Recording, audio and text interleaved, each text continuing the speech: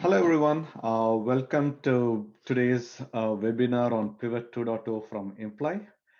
By way of quick intros, I'm Siva, a Senior Director of Product Management at Imply. I kind of look after product management for all pivot-related features. I have here today with me Vad. I'll let him introduce himself. Yeah, hi everybody. I'm Vadim. I'm one of the co-founders of Imply, and I look at all things visual. And today I'm going to be looking at Pivot 2.0 with you guys.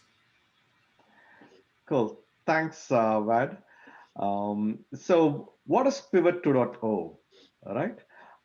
So when when we look at it, Pivot is already been like if it is already the best business intelligence application on top of Druid. It knows intimately how Druid works and is able to make sure that for all kinds of interactive ad hoc analysis, it's able to tune in very well to the requirements that our customers have placed on top of Druid.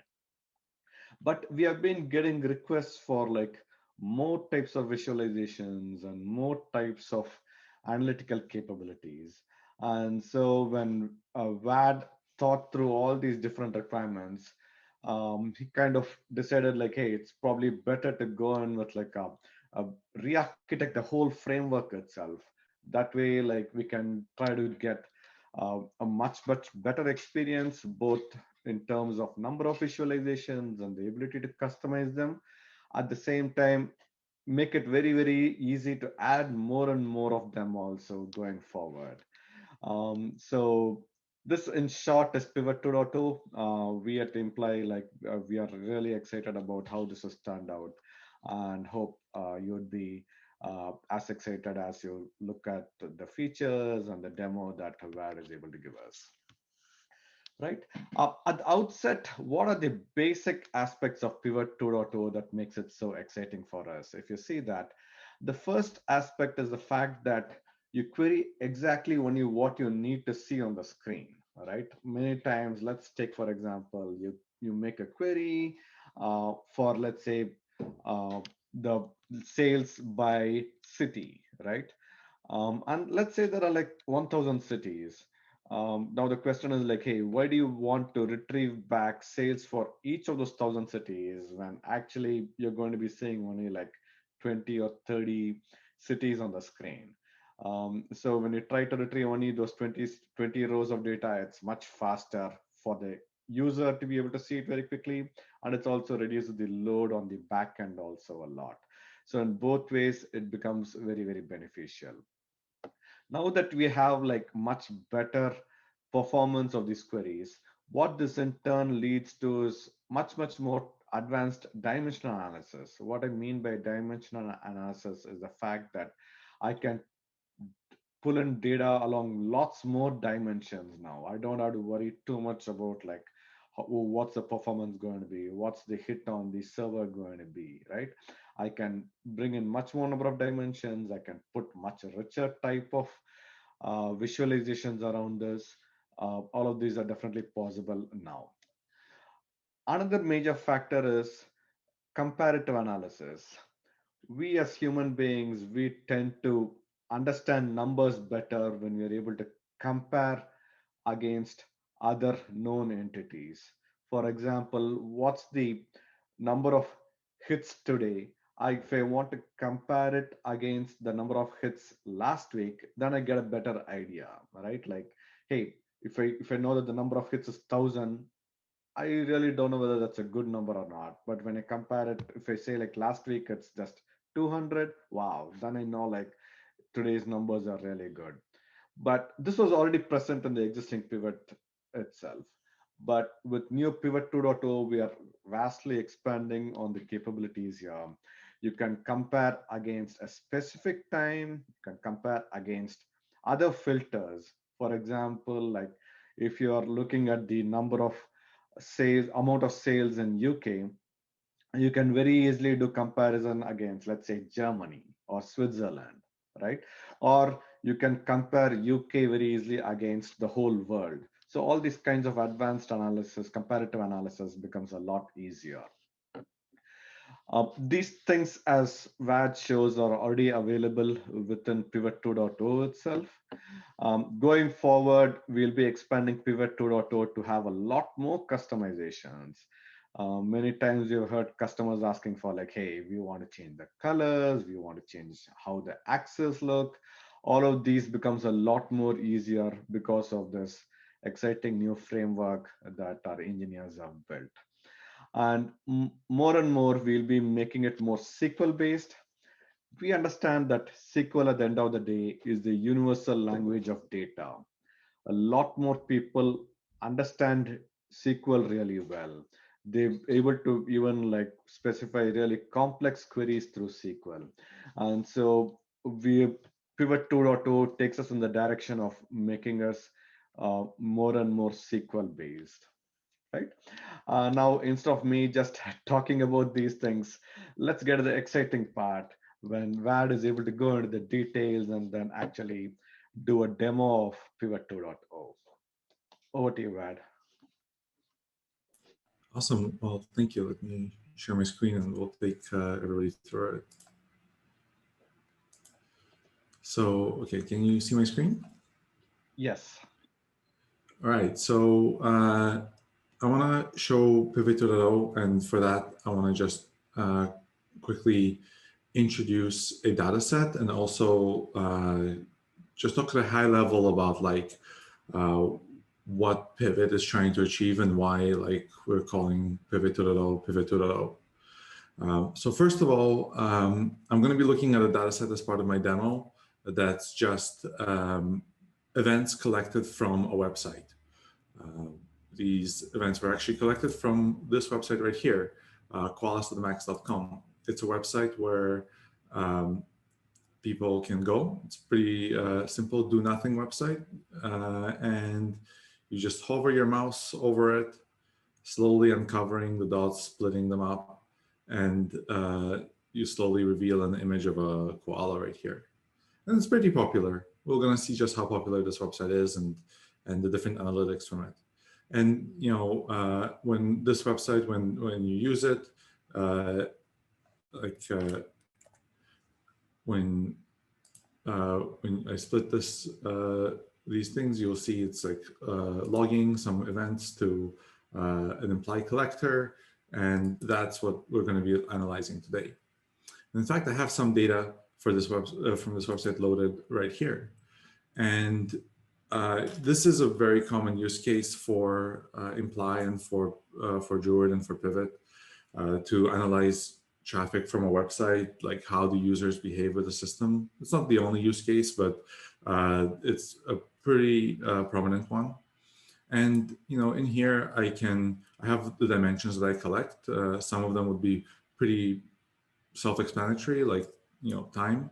So I can see over the past day, I had 330,000 events, and this is how they break down over time. I can pull this out to the last 7 days. I have some annotations here. I can pull this out, just keep it to 1 day. I can look at it by like, what are my top browsers that are coming in right now? Look at, for each browser, what are the top browser versions? And really, I can explore all of these dimensions kind of like very quickly, going through them, understanding how they all connect, drilling in and exploring further. And fundamentally, what Pivot is built to do is it's built to give you this very fast and rapid exploration of data and really bring to the forefront what Droid was designed to do, which is exactly powering applications like this. So pretty much everybody we see using Droid is either using Pivot or using something like Pivot, where you get this kind of rapid exploration. And in Pivot, we kind of try to be the best of like making the best queries, the most efficient queries, going and doing very fast, allowing these very fast interactions, letting you like filter and really interact with the data. without ever having to press any kind of go button that says, okay, like I've crafted my query, like go, like run it now and show me the results. It's really meant to be much more streamlined. And the idea is that all the interactions that you do here, like every single click pretty much uh, does some data query, but these data queries are very fast and very efficient. And as a result, the user doesn't need to worry that they're putting too much load on the cluster or anything like that. It's very approachable, just like when you use Google or use like any of the websites you usually use for just like day-to-day activities. You don't really think about how much load you're putting on them. You're really just like using it how you want. And uh, and with Pivot, we try to achieve that on top of arbitrary scales of data. So how does Pivot do it? Well, like, you can have some pretty complex queries in here. For example, maybe I could look at a browser, and for every browser, I can look at the browser version, and for every browser version, I could look at like what operating system it came from, and I'm dragging these dimensions in here, and Pivot quickly executes these queries. It's not like waiting for me to like complete my full query. It's like executing these queries incrementally. And the way that this works, the reason this visualization is possible, I mean, like, if I keep adding dimensions here, you know, like the amount of data that logically is coming back here will just keep growing and growing and growing. Well, what this is doing, and by the way, this is, right now I'm just showing, this is not Pivot 2.0. I'm just showing regular Pivot or Pivot Classic, as I'll refer to it to distinguish it from Pivot 2.0. The way that this works, and the way this always worked, is that it makes these queries, it makes very efficient queries. It makes use of special query types in Droid that make these things especially fast. And then it lets you, like, it loads the results incrementally. So as you scroll down, it will trigger another load and fetch more data and kind of seamlessly paginate it in. And again, this means that when I first load this, I actually only have to load a very small subset of the actual data that I would load if I was kind of like fetching all of this data up front. And that is something that Droid really excels at. So we took this idea and we really decided to lean into it. And that's sort of the basis of Pivot 2.0. So here I have Pivot 2.0 open, and I have it open in a separate tab just because I'm going to switch between these two. And just for your bearings, the Pivot 2.0 one is the one with the white header. It says 2.0 here. So if you're not sure if I'm in the 2.0 the classic, just look at the header and it should tell you that. This is also where you can switch between them. And for a while we'll be having both of them be available, and then our goal eventually is to have all the queries in Pivot run through the system. So what is Pivot 2.0 all about? Well, I've talked about this idea of incremental querying, of being able to only really load the results that you need. And you kind of saw here that I queried some data, and then it let me scroll. And then when I reached the end of the data I queried, it would load more data.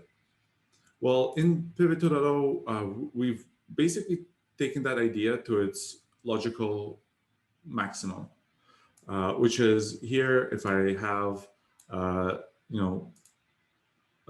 several dimensions, the data is actually only loaded when I scroll to it.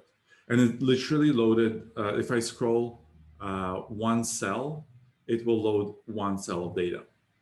And that is extremely efficient. That means that we're literally loading only the data that is shown on the screen. We're not loading anything more or anything less. The query system that underpins Pivot is being rewritten. It now is completely aware of the screen geometry and what's actually shown on screen. And it allows for new kinds of interactions that we're still exploring, and I'm going to showcase some of them here, but it's very exciting. It allows us to build a very exciting view on top of this. So one thing that we can do is, in this particular table, we can actually have arbitrary numbers of dimensions go on the columns and the rows. So here I have browser and browser version on the rows, and like city and country in the columns, and I can scroll to any part of this data, and you can kind of see if you, I hope the zoom delay isn't large that hides it, but you can see that like as I scroll, like the data is kind of filling in as I go. And every time it's making very specifically filtered queries on Droid. So, at Imply, we develop Pivot alongside Droid. We sit, right, well, back when we were in offices, we would sit in the same office, like intermingled, the Pivot team and the Droid team. Now we're in virtual COVID world, but we still interact a lot together and make sure that the queries that Pivot issues are exactly what Druid is very good at serving. And in this particular case, this view makes very heavy usage of filtering. So in Druid, filters are extremely fast and are really the reason that Druid is as fast as it is. Druid, unlike many databases out there, by default builds indexes for every column that you ingest. And those indexes make filtering on any specific column very, very fast. And it also means that adding more filters to your query speeds up your query, because it effectively, like it does what intuitively you might think it should do, which is reduce the amount of data that it's actually being queried. So we're making use of that completely here. And we can basically scroll to any part of the screen, filter the query just to the things you see, and load that data. And that's extremely efficient. Again, this is extremely efficient in Droid. It's not necessarily efficient in every database out there. So this is exciting, and it's exciting that I can basically, I could put every single dimension in my data set here, and because this view, the amount of work that it's doing is not constrained by it's not determined by the number of dimensions that I have. It's actually determined by the size of my screen. It means that adding more dimensions isn't putting any more specific load on the cluster. It's just on roughly all the same. And that consistency is really liberating, because the biggest thing that in Pivot made us not, made us hesitate about adding a certain feature was the idea of like, well, if we add this feature, will it put so much load on the Droid cluster that like one user that uses that feature very aggressively could potentially like slow down the Droid cluster very significantly for everybody else? And we absolutely don't want that, because we designed Pivot to work in a very highly concurrent, highly multi-tenant environment where you have like hundreds of people, thousands of people accessing Droid all at the same time through Pivot. And now that we have this system that makes it that the load put by any user on the cluster is much more consistent, we can go pretty wild in terms of what we can develop. So, what does this mean? Well, the idea of loading stuff dynamically isn't limited to a table here. If I have a line chart, I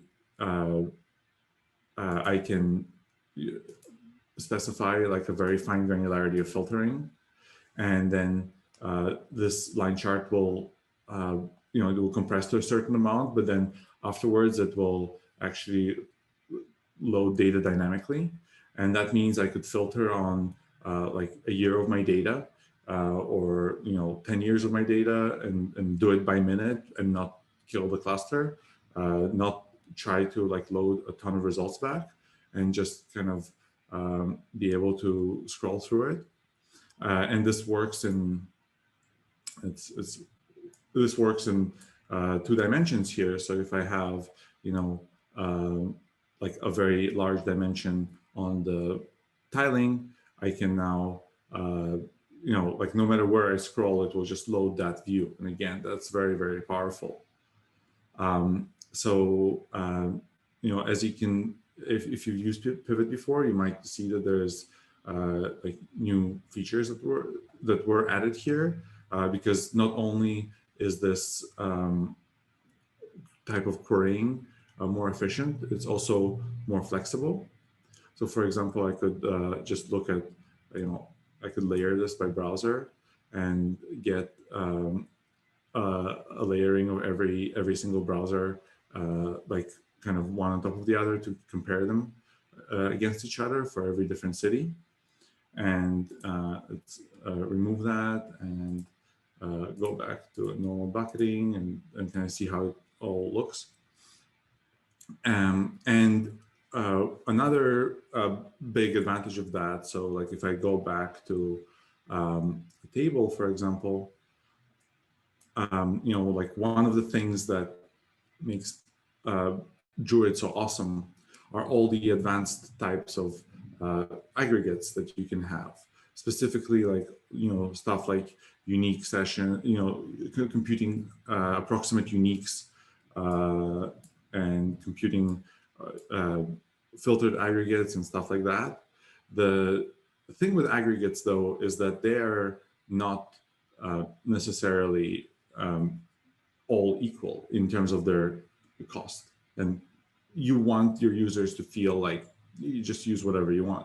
In this particular case, right here, this is a count star, and these uniques are sketches. They're about like you know, 10 times heavier than a count star in terms of like, you know, I could have 10 of these in a query, and the query would like work about as fast as having like one of these in terms of CPU cycles and compute time. One of the really cool things here is that you know, a lot of people like to add, you know, a lot of measures to their browser, but to their session. But like, you know, if I have my, you know, if I was not, let's say I wasn't looking at all the measures, if I like loaded the screen, it would only load these 2 measures. So it will actually save me from doing this additional computation. It would only load it as and when I kind of expand to it. And again, if I have, you know, if I go here, it only loaded a very small select number of queries, and that makes it extremely efficient. And again, if let's say if I was to just turn on the like if I like, let's say I was on this, let's just do a very simple demonstration. If I was on the screen and let me just turn on monitoring of queries, and you know, if you're interested in like, man, what are these really efficient queries that Pivot is making, you can always have a look in monitor queries.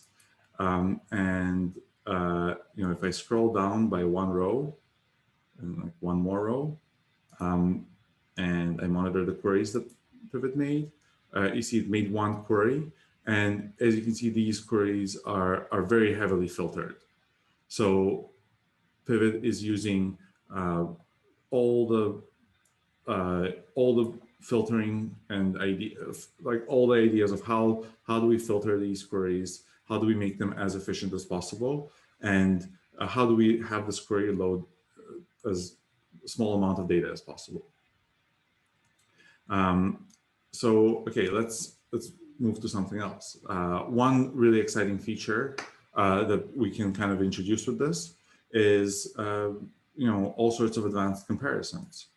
So you know, one reason that we can introduce comparisons like that is because look at this. So let's say I compare to relative time. Maybe I compare to you know, 1 day ago. so this loaded these comparisons for me. And you actually notice that in loading these comparisons, the cells expanded a little bit. I mean, that's pretty natural. They need to show more information. So like there's more room on screen occupied by numbers, less room, so the cells are a little bit bigger. And now, like as I scroll down, I'm actually loading fewer cells per scroll. And then, again, it all balances out. That means that like in Pivot 1, in Pivot Classic, compares were something that would, you added compares through, through the comparison feature, and you would essentially double the cost of your query. In Pivot 2.0, it is much more amortized, and again, so we can do much funkier stuff. So, funky stuff like, let's say we have a line chart, and I do like a comparison here, and one really interesting thing I might want to compare is not just the previous time, but like a comparison of like one thing to another. So one thing I could do, for example, is like, let's say I'm looking at a particular browser. So let's say I look at Chrome, and I can say, okay, well, how does Chrome, let's remove this time comparison, how does Chrome relate to just all the browsers? So I could say overall without Chrome or without browser. And I can now see like my events from Chrome versus other browsers. And again, this is a website. This website isn't monetized, by the way, no ads on it. But imagine like if I was monetizing it, and I wanted to see, okay, like how much, like one measure I would care a lot about is maybe how many people are coming and viewing this website without ad block. So now I can see that Chrome,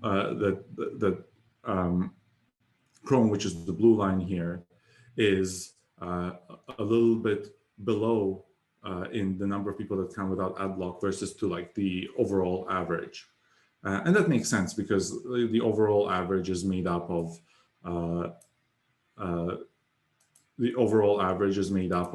like, browsers where you can't have ad block at all, like Internet Explorer and I guess some gaming consoles and stuff like that. And that's a very useful thing to know. And again, I was doing this comparison of let's say what was I looking at? So or maybe I want to do the opposite. Let's say I want to look at overall. I'm looking at overall stuff, and I want to know, okay, how does this like one thing compare to my overall? Well, I could just do comparison on a filter, and let's say, and I select. Let's look at country United States. How does country United States like compare to everybody? Well, I see like unique sessions from the United States, like kind of like dipping here probably during the night, and a number of events dipping in US night. And I can see how that the number of people without ad block in the United States is a little bit larger than in the rest of the world. And these are very useful comparisons. They solve a lot of real world use cases. Like, if you have like servers and you want to understand how does one server differ from all of these servers. And really you can compare two arbitrary things here. Like this filter can have like United States and like city is Las Vegas. And then you compare like Las Vegas to everybody else. And you can do these very complex things. Finally, very exciting is that you can compare like one measure versus another measure. So you can say, okay, like how does number of events compare to unique sessions? Or actually, let's say, how does unique IPs compare to unique sessions? And I can see, okay, so these are my unique IPs, and this is how many sessions I have. So I kind of have like about 2 sessions per IP. And one of the things we're going to be adding in the future of Pivot 2 is the ability to kind of like do more advanced things here, like divide these two lines one by the other, calculate a percentage on the fly, and do stuff like that. So that is some of the new stuff that's possible with this new query system, and with not being kind of afraid of putting more load on the cluster, or somehow having one person slow everything down. And like the last kind of thing I want to mention is that the fact that we're now like as I showed you, this applies to all visualizations in Pivot. Like let's say if I switch to a vertical bar chart, and I tile it, I stack it up by something, and again if I had more aggressive bucketing here, it would like it would scroll and load dynamically. And if I had many multiples, it would also load that dynamically. So this system applies to all visualizations. If I switch to a heat map here, again, this is loading the heat map as I go. So every single visualization is built on top of this new query system. And because that means that we have to worry about like, okay, wait, like a heat map, that's like pulling in like a ton of data. Like how do we like architect it from a data perspective? We can really, like we have this common system that we can use for all of the visualizations, which wasn't the case in the original Pivot. And now we can really greatly expand the reach and the number of visualizations we have. So you're going to see a lot of new visualizations coming out. Here's one fun one that's like a spot matrix, kind of like a heat map, but with dots that we've been experimenting with. A lot of these are still works in progress, but they will be rolling out as we're rolling out this product. And the other thing that's very exciting is the amount of customization that we're planning to offer. As Shiva said, like one of the biggest requests that we get in Pivot is like, make stuff more customizable. Can I change this? Can I change the colors? Can I like adjust, fine tune how this looks? And in the past, we really kept the amount of customization to a minimum so that we can focus on making these things as efficient as possible in terms of query performance. And now that we kind of, that is kind of taken care of, we can really focus on all of the customizations that we want to offer. So, in this UI here, I have a paintbrush tab, and right now it has like not that much stuff in it, but imagine like this list full of every imaginable customization under the sun. So here I could, for example, change my, like whether I want to have a background here or not. And I can even change the density of this table, how compact the rows are. And any and all customizations that make sense will kind of go in here, letting you label access and do all of that. And this will work across all the visualizations we have. So like right now, everything that you see is just there as a kind of a proof of concept. And we're going to be building out like full customization suite for every single visualization that we offer.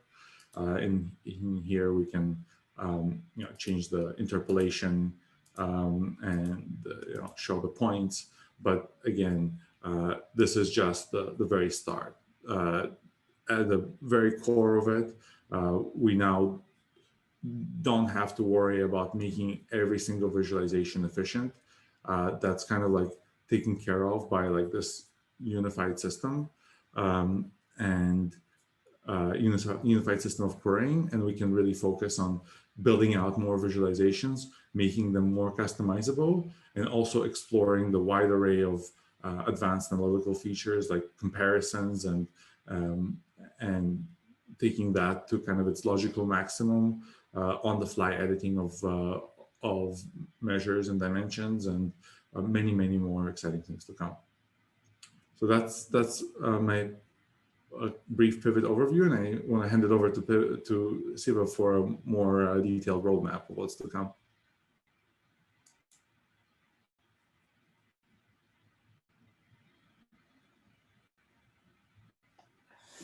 Thanks, Rad. That was really exciting for us to see all the features that are coming in Pivot 2.0 as well as the things that are yet to come. So now the main question in many of our minds could be like, hey, when are these things coming, right? So we're really excited to say like the very first alpha release of Pivot 2.0 is already part of our April release that's already out there. So if you're a customer of Imply and you want to test it out, it's as easy as upgrading to the latest April release of Imply, and then we can work with you to make sure that you understand how to turn this on, and then just start testing this. We already having quite a few customers who are working down this, and happy to include more in this. So if you ask, like, if you see with Pivot 2.2 alpha version, we have 5 visualization types that you'll be able to go and then uh, play with and then check how those things are. You can use the advanced comparison capabilities that Vad just showed, right? Now, looking at things down the line, how are these things coming? By Q2, that's probably roughly by our June release, we should be having the beta version of Pivot 2.0, right? In this beta version, you should be having the ability to add to dashboards. That way you can have like a dashboard full of all these new Pivot 2.0 charts that are going in there, right? It'll be having a lot more visualizations. It'll be having like a brand new download capability that makes it a much smoother experience for you to be able to have to be able to download more data and in a much more specified way that you're able to enter through the UI. By Q3, we should be having a GA version of Pivot 2.0. What this would mean is like all the existing Pivot functionalities would be available through Pivot 2.0, including like alerts and everything should now be part of the Pivot 2.0 experience itself. It'll be having a lot more customizations. Hey, many of you asked for like, hey, can I change the colors that are showing up in these charts, or can I have a new uh, color palette for all these different types of charts that you show? Can you change the axis, how the axes show up? A lot more of these customizations are definitely would be possible when we come out with the GA version. And we are not going to be stopping at that. We'll be continuously improvising on the capabilities of Pivot 2.0. As Vad pointed out, this new framework makes it a lot more easier for us to be able to roll out new types of visualizations. And we'll be making it completely SQL based. That way you don't have to learn plywood to be able to come up with like much more advanced kind of calculations and so on. We'll be allowing for even more customizations. Again, as Vad pointed out, like the right bar that that he showed for customizations, we'll be able to kind of be able to fill it up with a lot more requests that we keep getting from you customers, and so on. Right. So while we are excited about how Pivot 2.0 is already shaped up, we're all the more excited about the things that are going to be coming down the line for us. So yeah, that's pretty much our roadmap. Now we'll be going through all the questions that you have been getting through the webinar Q&A interface itself. In case you have questions on Zoom, on the Zoom UI, you'll be having one button called Q&A. You can go ahead and then enter your specific questions inside that. Let me read out the questions that I've received so far.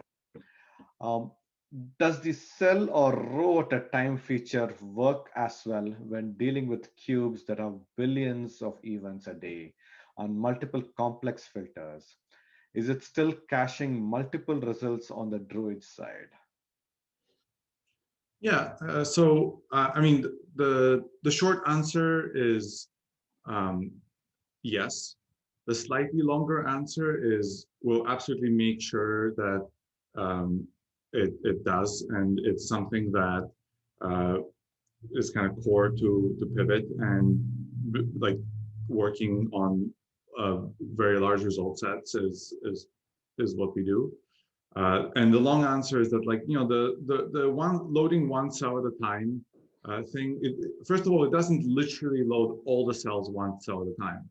It just loads it loads what it needs to. So if it like if you like to get it to load one cell at a time, I have to like scroll very, very slowly.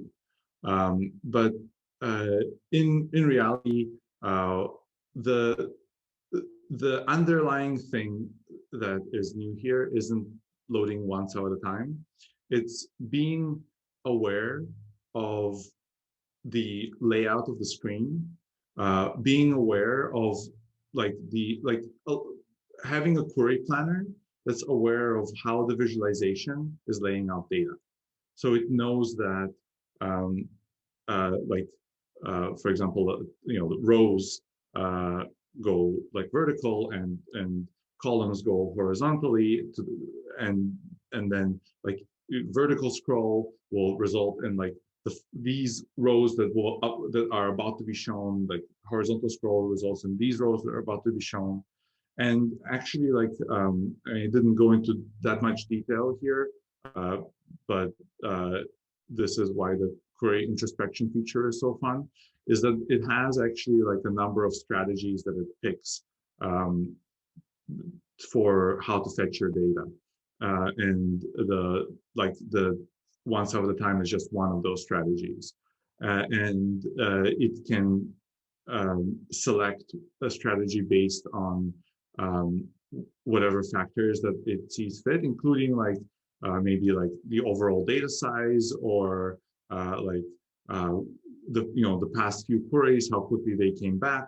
Maybe it can, and these strategies are cost based, and their costs will be adjusted like as you're interacting with this, and it learns like what um, what's working, like which of the strategies work faster, which of the strategies work slower. So it like the query system is a little bit more complex than what I kind of like alluded to it to be, and it's because we want to make it work well for any number of results. And of course, it utilizes Druid caching system. Like the Druid has many caching systems on like if we get into the details of it, there's caching on a per like historical level, and there's caching on a per query level. And when I say like that we try to make queries that are very optimized for Druid in Pivot, is part of that optimization is try to make queries that are very well and easily cacheable, and that can reuse caches and stuff like that. So being mindful of the cache definitely goes into optimizing and making efficient queries. The next question that we have is, what charting tool are you using? Is it high charts? No, it's all the charts that are inside of Pivot um, are like Pivot's own framework that's built on top of with React and D3, and it actually like and we could put a high chart like in Pivot if we wanted to, but we wouldn't, because the whole point of this stuff is that it like we want to integrate the charts with the query system to make the query system aware of like what next data is coming up. So like a line chart isn't just like in if I may share my screen again, actually. Maybe see if you want to stop sharing those. So like to this, like a line chart here isn't just a like a collection of points that we retrieved and then connected with a line. It's actually like a system that knows uh, like what like what data is kind of adjacent and like what data is likely to be scrolled to next. And I mean, it's all kind of like seamlessly integrated internally, but that's why kind of we have our own visualization system that works here. Yeah, and you know, if I guess I don't see it in this case, but at one point, like loading more data might actually cause like the scale to be recalculated. So there's a lot of like intricacies that are built into this. Thanks, Vad. Again, for performance. Cool. Next question is, are there any IoT use case specific features in Pivot 2.0? For example, sensor uptime, whether a sensor is online or not, traffic light visualization widget, etc. Well, there aren't. So Pivot 2.0 wasn't like I guess to like when we designed Pivot 2.0, it wasn't designed with the idea of like, all right, let's make, for example, like a really cool thing for IoT or something like that. It was made in a more generic way of like, okay, let's solve the fundamental problem that right now it's hard for us, and as a pivot team, it's hard for us to add features because every time we add a feature, we have to like really figure out like if like is this going to be performant? Is it going to like not kill the droid cluster and stuff like that? So how do we solve that problem?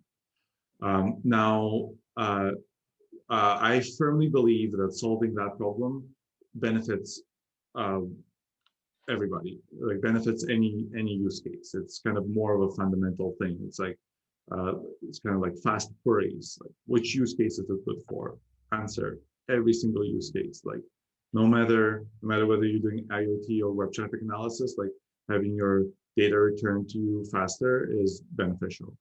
Now, the other thing that we're doing here is that we're making a platform in which it's much easier to develop visualizations. And as I said, we're gonna be developing a lot. And as you saw on the roadmap, we're planning on releasing a lot of visualizations out into the world.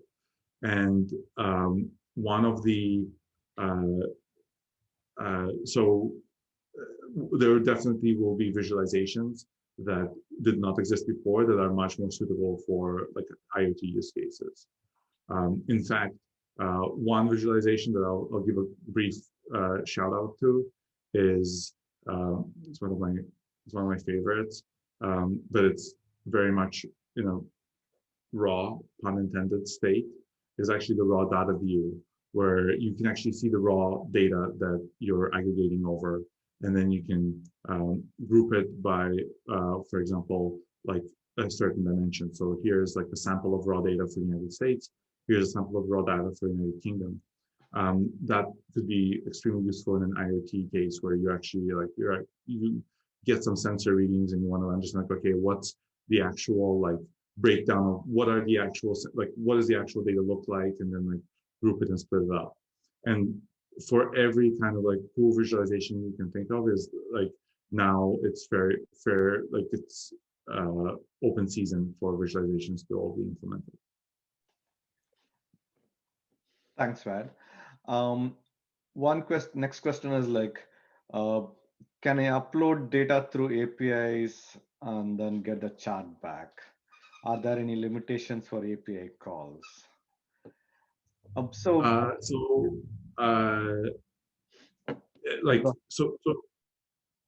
Pivot works on top of data in Droid, and you can upload data to Droid with API calls. In fact, all interaction with Droid is done through API calls in one way or another. And you can put data in Droid, and then you can actually, like in Pivot in general, we expose an API for creating these views. So you can then and we have customers that have completely scripted the process of like they onboard a new customer to their system. They ingest their data into Droid, and then they generate pivot data cubes, which are the basis of this, and then a specific visualizations here. So the the answer is yes, but it's not pivot that you will be uploading data to. It's implied. Cool. Next question from Murugan is, do we have any chart which can represent variance data? So variance is a very exciting thing that I would imagine adding as part of the more advanced comparison feature in the future. And basically, what I'm imagining here is that you have some data, and you can compare to as another measure. You can compare to a variance of unique IP, for example. And right now, you could actually we could do it uh, uh, by just defining a custom measure, and it would be a little bit clunky, but making that process very smooth and just a one click would be something that would be very exciting to add.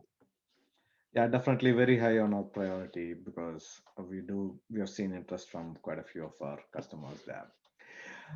Next question is, do you mean 2021 or 22 in your roadmap? Yeah, let me answer that.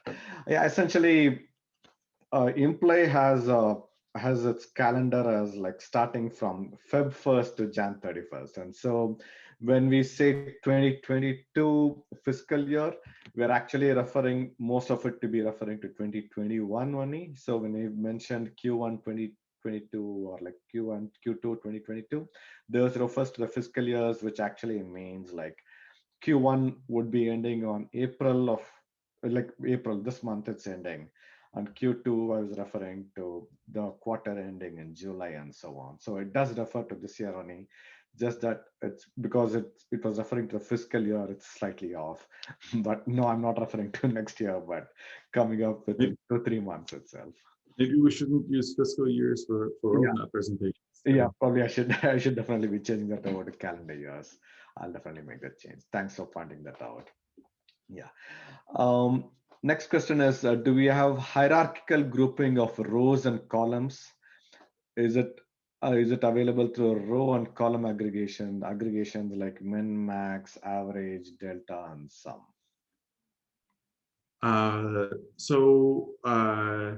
Yeah, well, so grouping of dimensions is possible right now in Pivot. It's not, you don't even need to go to Pivot 2.0 for that. I could, let's see, go in here and create a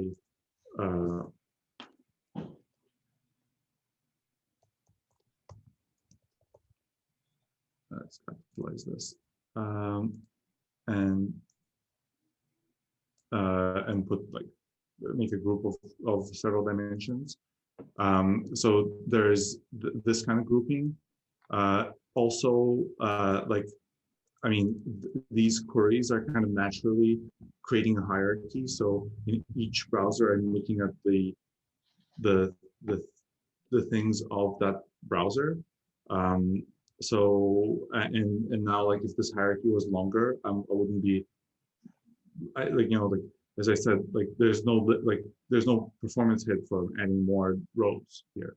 So that would be very exciting. And I think one thing that's kind of exciting to think about is being able to make dimensions that are naturally kind of basically imagine driving browser in here and having browser version automatically kind of be able to be like, oh, this is my children right here, and that's something we're exploring. But right now, these are the groupings that are available.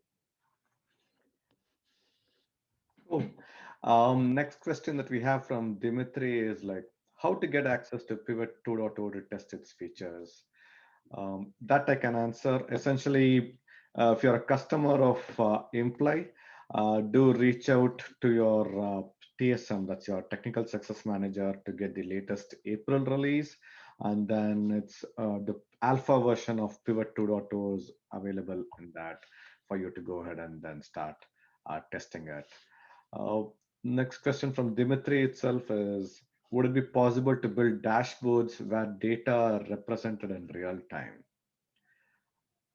And do you provide any RESTful API to get pure data without UI? Right. So as I had mentioned, for now, Pivot 2.0 is only a alpha version, so we still can't add the Pivot 2.0 charts yet to a dashboard. But in a couple of months, when we come out of the beta version, you would be able to add it to a dashboard. The existing pivot, you can existing pivot classic, as we call it. That one is, you can definitely add it to dashboards now, and we do have like an automatic refresh of that. And so yeah, like as long as you're streaming data into Droid, the dashboards are also kept up to date, and so it's pretty much a real-time data that you can continuously show to your customers there. As far as REST APIs to get data, yeah, like we do have a bunch of APIs. If you want to get data out of Droid and then you build your own interface to be able to show charts or anything else to your customers, yeah, we do have REST APIs built on top of Droid, but we do believe like through Pivot, it's we making things a lot more easier for you to be able to show it to your customers or other users within your company. Final question that we have is, the official implied documentation says you cannot build custom dimensions and measures based off other custom dimensions and measures. Is referencing already built custom measures or dimensions something that is an implied 2.0 roadmap? Right? Yeah, Vad, if yeah. Um, so right now, at the moment, it isn't. It's not something that we're planning on. We're like the 2.0 stuff is really around this new way of querying data. It's not rethinking the dimensional measure system. Right, but at the same time, I think something like that is definitely some, like quite a few of our customers are asking, and so we should be able to prioritize that. So for if you this is something that's really important to you, again, please work with your technical success manager, and then we can make sure that we're able to prioritize this also.